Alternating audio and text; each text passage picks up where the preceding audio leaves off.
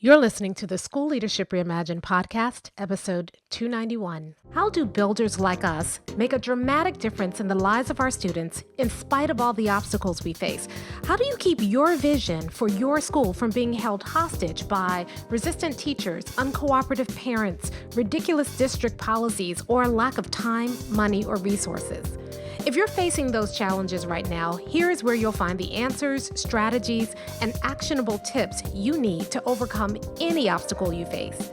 You don't have to wait to make a difference in the lives of the people you serve. You can turn your school into a success story right now with the people and resources you already have. Let's get started. Hey builders, welcome to another episode of the School Leadership Reimagined podcast. I'm your host, Robyn Jackson. And today we are going to wrap up our series on questions worth asking. This is the fifth question. And I believe it is the most important question that we need to ask ourselves regularly. Did I say that right? Regularly? There it is. And that question is this: do you really believe that 100% is possible? Now, the reason I think this question is so important is because if you're a builder and you've been here for any length of time, then you probably say it has to be 100%. I believe in 100%. I'm a builder. That's what builders do. It's the foundation of what it means to be a builder. Builders believe and work towards 100% success for all their students. And so we do the work of coming up with our 100% vision and making sure that that vision is clear and compelling and that vision passes the tingle test. We put systems in place designed to get us to 100% success. We talk about it all the time. We share our vision stories with people and help them to believe in 100% as well.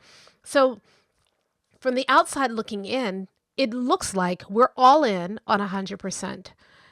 But it's really important as a builder to do a gut check every now and again, because holding on to that 100% vision is a lot harder than any of us will admit. You see, when we say we believe in 100%, immediately we open the door to a lot of doubt. Because in most cases, we've never seen anybody get 100% success anymore. Now, for those of you who are in BU, you know you have people in BU who have hit that 100% mark, so you're seeing it. But I'm talking about just in general, it's not common to see principals or superintendents reach 100% success.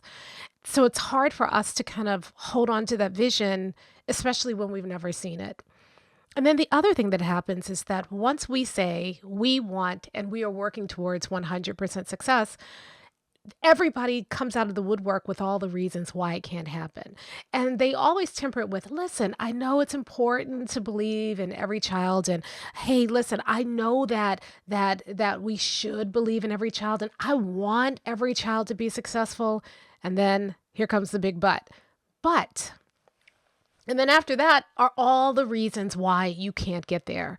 And if you're hearing that day in, day out, it's kind of hard sometimes to really hold on to that, to wonder if you're the one who's crazy because everybody else is telling you that it can't be done.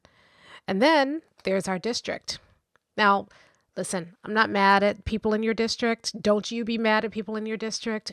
They are just speaking from their leadership perspective, right? Leadership does not teach us to go for 100% success. Leadership, the paradigm of leadership doesn't even have space for 100% success, which is why we're not leaders, we're builders.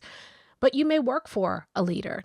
And that leader may be telling you, I mean, listen, I appreciate your enthusiasm, but 100% is not really possible. And they may try to take you away from those 100% strategies and get you focused on those leadership strategies, because in their minds, 100% isn't realistic. And it's more important for you to try to eke out another 3% or a 5%. And in fact, that's what they've written into their plan. So that's what they're going for.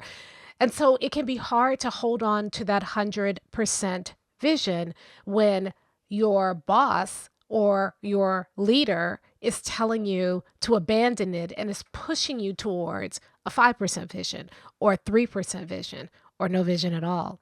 We know this as builders. We know that we're going to face these challenges. But what we don't talk about a lot is the toll that those challenges takes on us and on our belief. You see, when you first start that 100% vision, it's like an awakening, right? It's been in you all along, but it's been squashed. It's been pushed down. It's not been encouraged. No one has given you, quote unquote, permission to believe in 100%. And so even though that belief is there inside of you, you ignore it. You're chasing leadership stuff, and so you're trying to do what you believe leaders do. You're trying to conform yourself into what it means to be a leader. But in your heart, you're not a leader. You're a builder. And when you first discover buildership, you realize that, oh, no, I can believe in 100%. That dream isn't invalid. It has a place. It just doesn't have a place in leadership.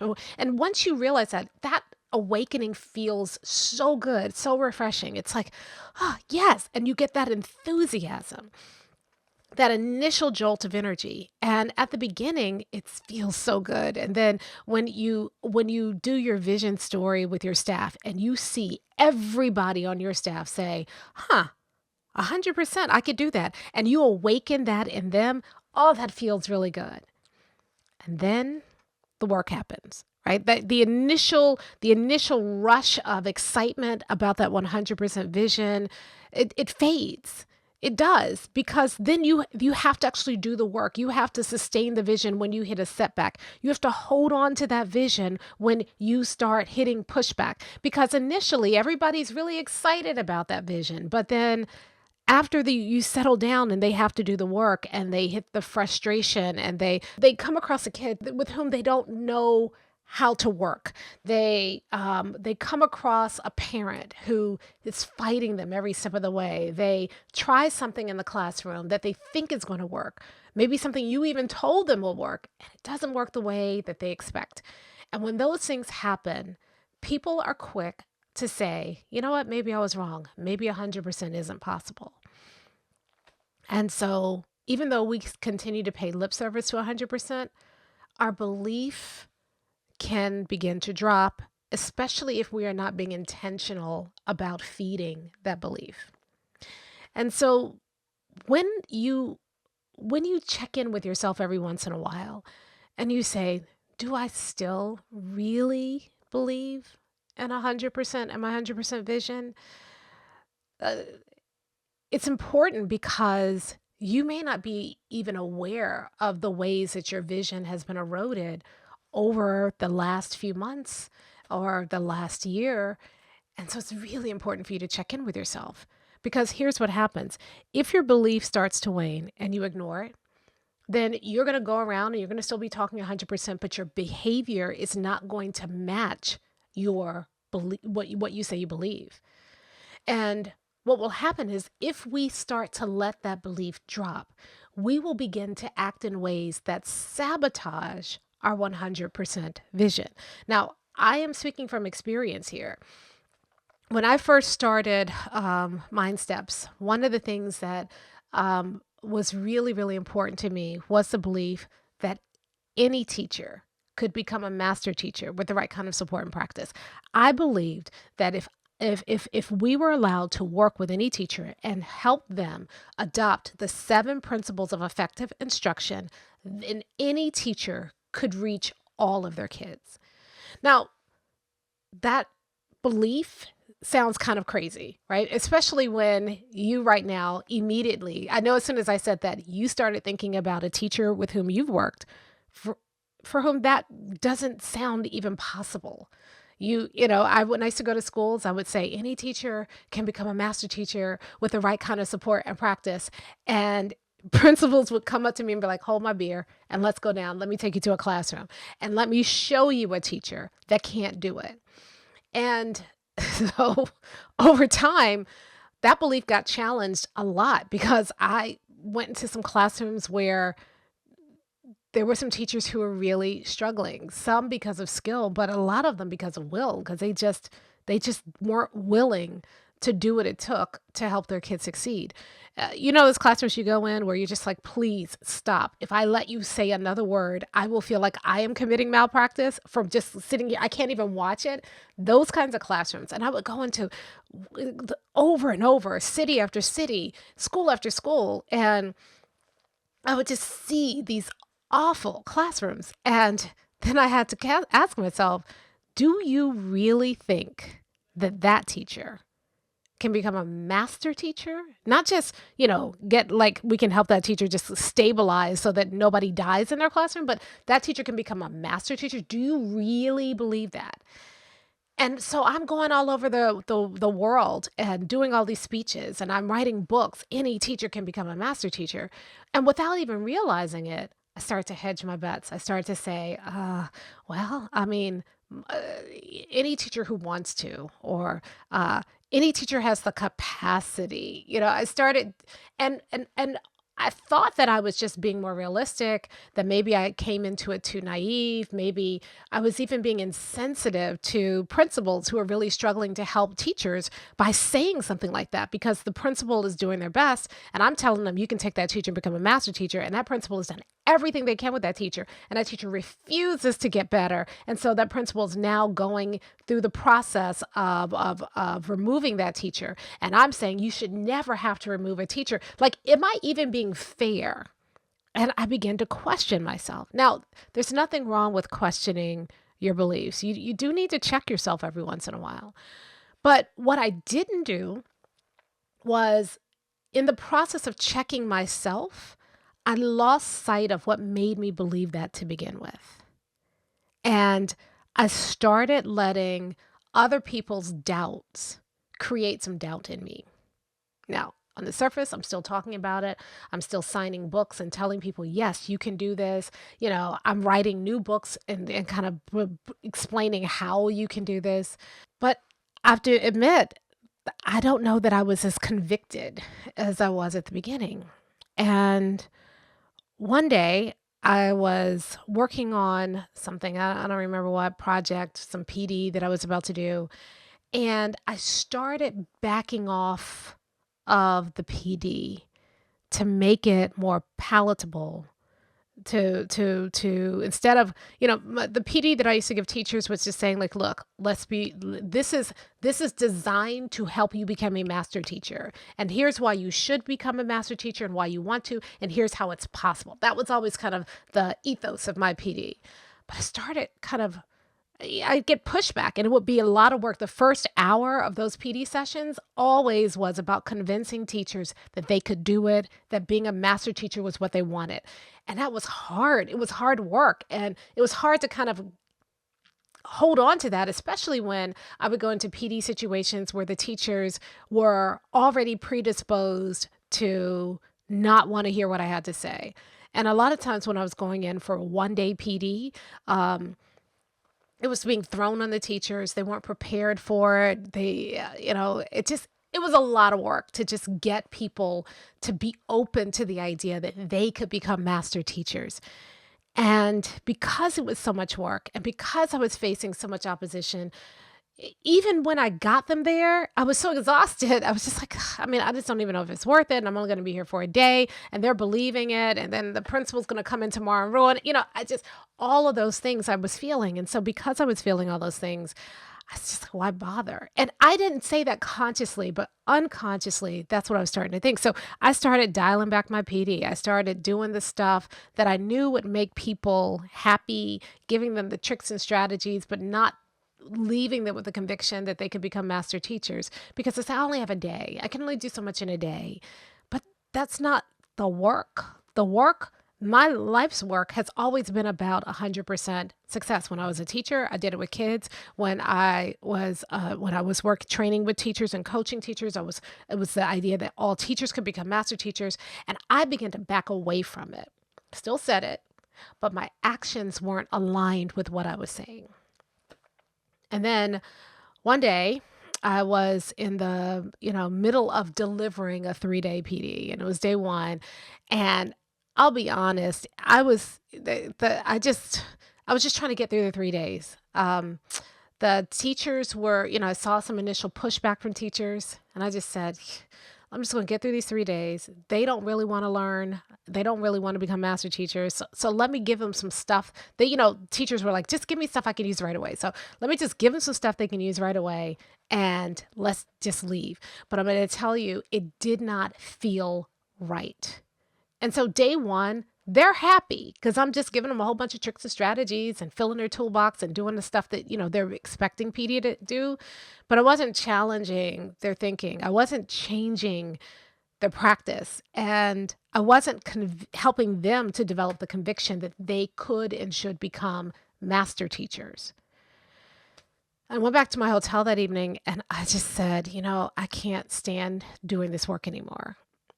I don't want to do it anymore. And when I started thinking about why, I went through all the things. The travel was hard, yes, but travel's always been hard. But what made the travel easier was that when I got there, when I could help teachers develop that conviction, then I was actually changing teachers' lives. I was empowering teachers to become master teachers, and then that impacted thousands of kids' lives. That's what felt really good. But if I wasn't doing that anymore, then I didn't need to be doing PD, because then I was just like everybody else. I was just delivering PD, and I was a commodity rather than being, something that was going to be a change maker and something that was going to actually change lives. And so I had to have a long talk with myself. And what it got down to was, do I really believe that any teacher can become a master teacher? And if I don't, I need to get out this work. Because I'm never going to be somebody, I won't even feel satisfied just going around and selling PD. I could have sold a lot more. I could have made a lot more money if I had done it that way. I was really convicted on doing this work to help every teacher become a master teacher. And by the way, my definition of a teacher is someone who can help every child in their classroom be successful. That's it. If I'm not going to do that, I need to do something else. And so after I had that talk, I made a decision. I'm going to go in, and it doesn't matter if it's hard, and it doesn't matter if you're going to get the pushback. If you believe that any teacher can become a master teacher with the right kind of support and practice, then it is your job, Robyn, to go in there and give them the right kind of support and practice designed to help them become a master teacher. So I scrapped all the cute things that I had planned for the next day, and I went in and I sat down and I said, here, this is why we're doing this. All that stuff yesterday, tricks. Today, we're going to get to the real practice. Did they applaud it? No. Did I hit some pushback? Yes, especially after I'd already set them up for 3 days of just all cool tricks and strategies. It took some work to reorient that session, but I did it. And on the other side of that work were teachers who were saying, I didn't realize I could teach this way. I didn't know that this was even possible. On the other side of that work were teachers who were saying, oh my goodness, that kid that I've been struggling with, you mean I could help that kid? You mean that I can become a master teacher? Did I still have some teachers who weren't there yet, who were saying, look, I'm not sure I want to do this? Yeah, but you know what? Those teachers now had to grapple with that idea that they could become master teachers when they had never been asked to grapple with that idea before. And I believe that some of those teachers, having grappled with that idea, went and made the decision to become master teachers, and they would never have made that decision in any other circumstance because no one had ever given them that choice before. That's the work. And so when I work with principals now, inside of BU, outside of BU, I'm always watching for it, because you see, if you don't grapple with this question, you are leaving a lot of your effectiveness on the table, right? It wasn't until I sat down and really grappled with that question for myself that my practice changed. It wasn't until I grappled with that question that I changed. I left that experience and I came back to the office and I started designing workshops very differently than I was doing it before. I went all in. I said, okay, every workshop needs to be designed to help a teacher get closer and closer to mastery. Every book I write from here on out needs to be designed to help teachers get closer and closer to mastery. We would sit down and do the bad teacher test in the office. So when we were working on workshop materials with a team, we would go through and we'd say, okay, this looks like it's going to work. And then we would say, would this, if I did this way, would it help the worst teacher I've ever seen? And I've seen some really bad teaching. Would this help the worst teachers I've ever seen? And so we would reimagine the workshop through the lens of not just the best teachers, the ones who wanted to be there, but what would it take to help that teacher walk out of this workshop better? What would it take to help that teacher walk out of this workshop and decide to be better as a result? And then our workshops got really, really good. And the materials got amazing. And then we started seeing the materials work over and over and over again. It wasn't until I grappled with that decision that my behavior changed and I really began to act like I believed in 100%. Before I believed it, I was convicted. I would tell a lot of people, but I let all that other stuff take me away from my conviction.